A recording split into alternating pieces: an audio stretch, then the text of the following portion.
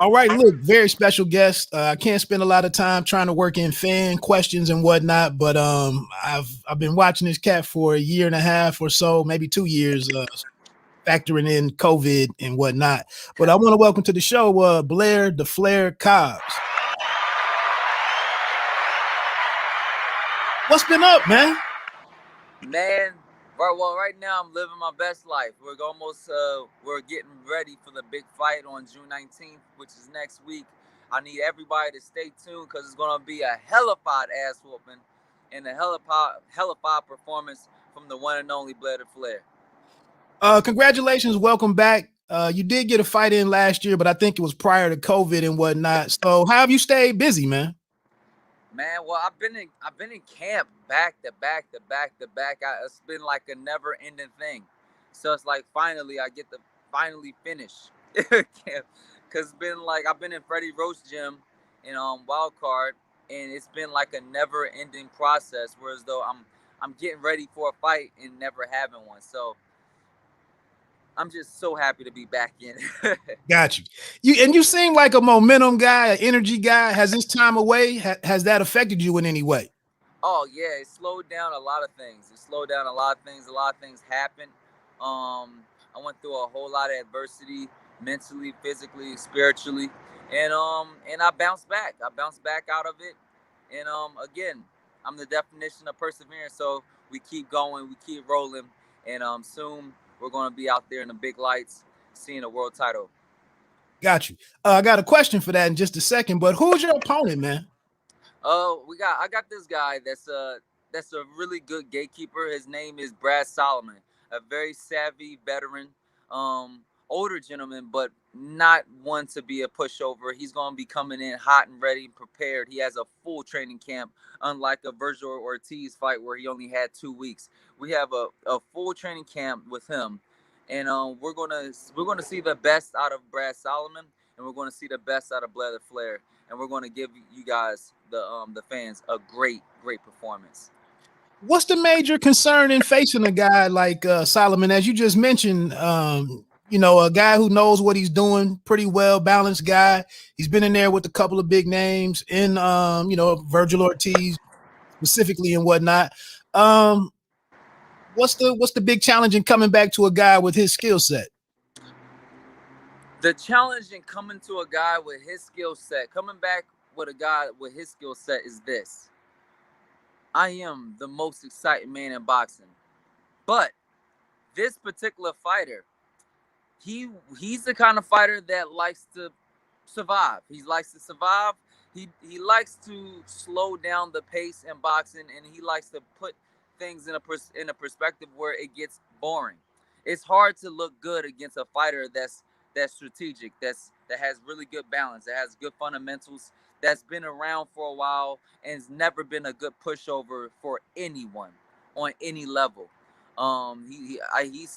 He's really good. He's really good at what he does, and it's going to be very hard to make that fight appealing to the crowd. But Blair the Flair got what it takes, baby. Hey, I love that you share some real insight on your approach to this fight. A lot of guys just say tune in Saturday. By the way, Blair the Flair Cobbs will be opening up the DAZN card this Saturday against not this Saturday, next Saturday. I'm sorry, you're right. Time is off, man. I was out cutting my grass when I got this call. But let's look at that though. Very crowded weekend that you're coming back to. You are a very entertaining guy. Some fans out there have probably been missing you. Do you look at this as a great opportunity to reintroduce boxing fans to the Flair brand, or is this more of a business fight for you? Every fight is a great opportunity to show the fans that Blair the Flair is the number one high entertainment value boxer in boxing today. The thing is, yeah, it's going to be a busy weekend, but the thing is, I'm the biggest attraction, baby, and I come out on the DAZN network. I'm the opening bout, and you know what? I'm getting tired of becoming the opening bout, but it seems like the main event always happens first, doesn't it? So here we go. We're back in the mix, and like we're on fire, baby. We're on fire. Any nerves, man? I mean, I know you put a lot into your entrances and kind of setting the mood. You talk this stuff up, man. You feel a little rusty in that area at all, or is it like riding a bike? Man, it's like riding a bike. It's like a baby breathing. That like you just naturally just do it type of thing. You know, once the lights come on, it's ready to go and it's on and popping. You know, I've been in years of preparation now. Okay, You okay. know, and I just can't wait to get in there and get the experience that's needed. This guy Brad Solomon is a really good veteran that's going to help me to get seasoned enough in the ring. Cause outside the ring, like in the gyms and stuff, I'm bar none. There's just no one that can handle me. But in the actual boxing ring, in the arena, under the lights, we have to like start to season up and start to develop and become world champion material. And that's what Flair is doing. Understood. Any thoughts on missing the COVID fights, man? The fighters that had to go out there in front of crowdless, situations and environments and whatnot. You get to come back with things rolling. You missed that. Are you glad you missed that, or would it have been? Absolutely. I'm so happy I missed it because I like I'm the kind of fighter that lives, breathes, and thrives in true greatness. I need to be under the lights. I need to be under the cameras. I need to be in the midst of millions of people all around the world that's seeing me, not only by cameras, but in real life. I need to hear the crowd screaming my name. I need to hear the boos, the woos. I need to feel the ambiance, the energy, because it gives me fuel to just do the impossible. Let's make the impossible possible. And Exactly. that's what I need. I need that. So I'm so happy that I missed that.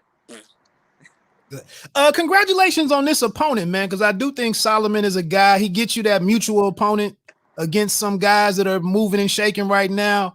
But do you feel any pressure? Some guys that are younger than you. You are 31, I believe. A couple guys that are younger than you in Ortiz Jr. and Jerron Ennis got some big wins recently in your division. So do you think this is why it's kind of imperative that you take advantage of a opponent like Solomon and getting you where you're trying to go with breaking through to that world title picture? Well, absolutely. I'm looking forward to just getting experience and getting moving. Um, I could have been here years ago, but I went through a whole lot of adversity. So the thing is, those names that you speak about, Ennis, Ortiz, and the numerous others, they never been tested in life. They never been tested inside or outside the ring. I've been tested in both. I'm here for a reason. I am the great one, and I truly believe that, and I prove it time and time again.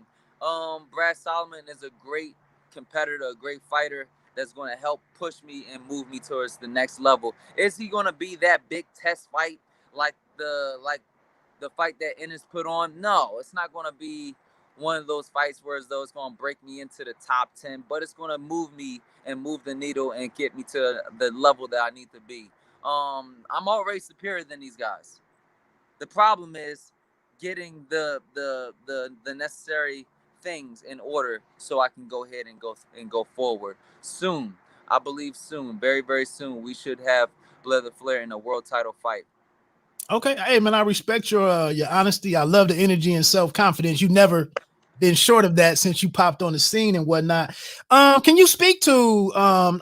I saw an interesting comment a while ago after one of your fights coming from Stephen Fulton, Cool Boy Steph, and he didn't mean it out of disrespect, but he was like, out of all the guys in Philadelphia in that gym scene, he was like, man, this Blair Flair, Blair Cobbs is making it happen.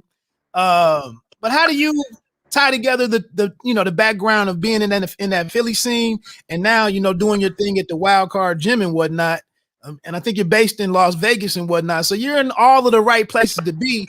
How do you take from all of those experiences, to be a part of what's driving you forward? Man, I've been through so much.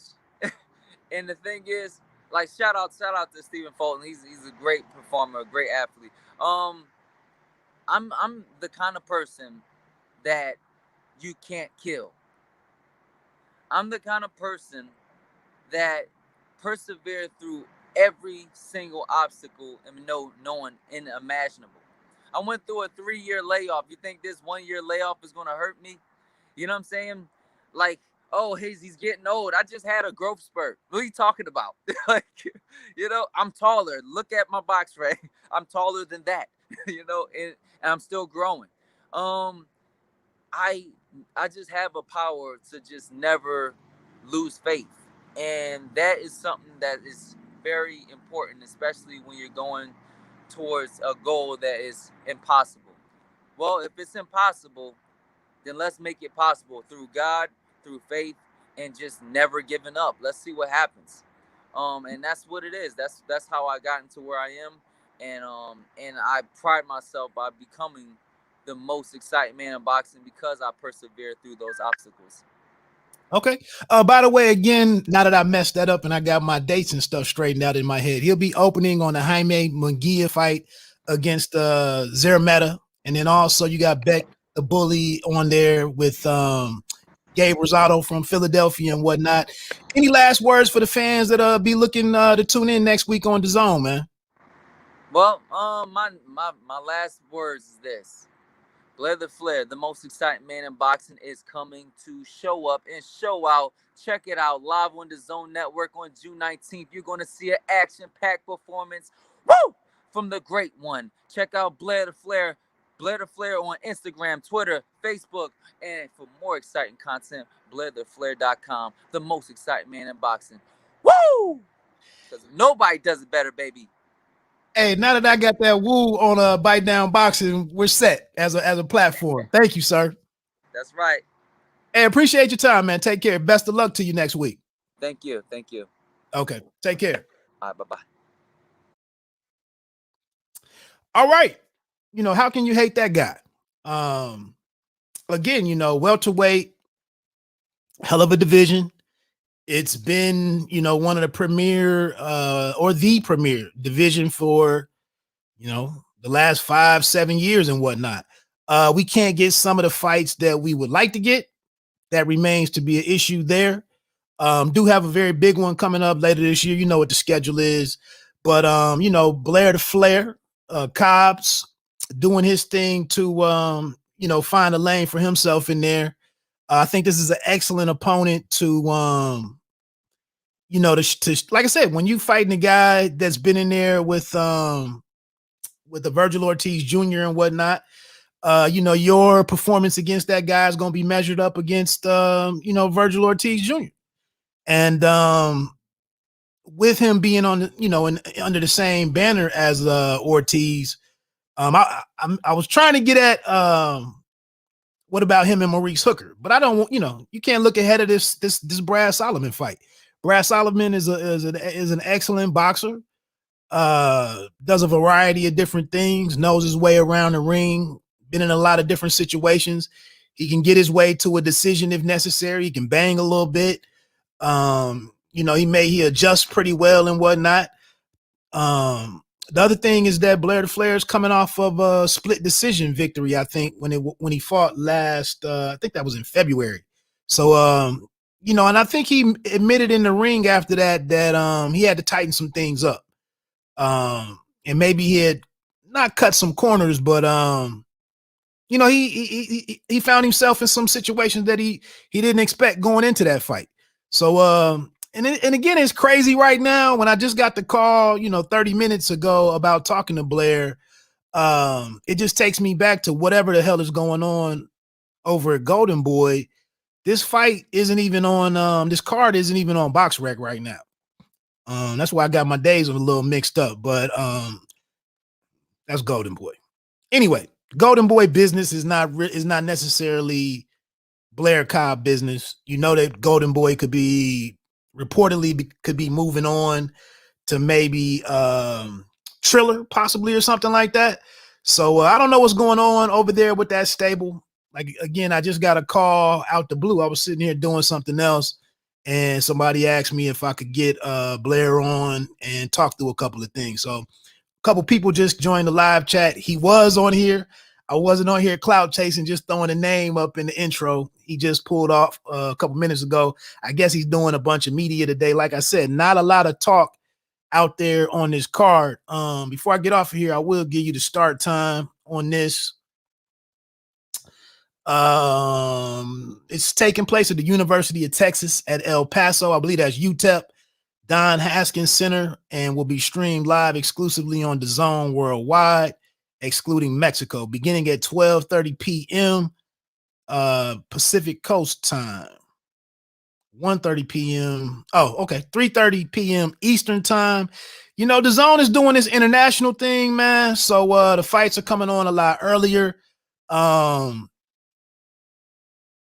I like it because it allows me to do what I got to do in terms of writing up fights and possibly doing live streams afterwards and whatnot. But again, in the main event, it'll be former world title challenger Camille Szeremeta, 21-1 with 5 KOs against Jaime Munguia, 36-0 with 29 knockouts.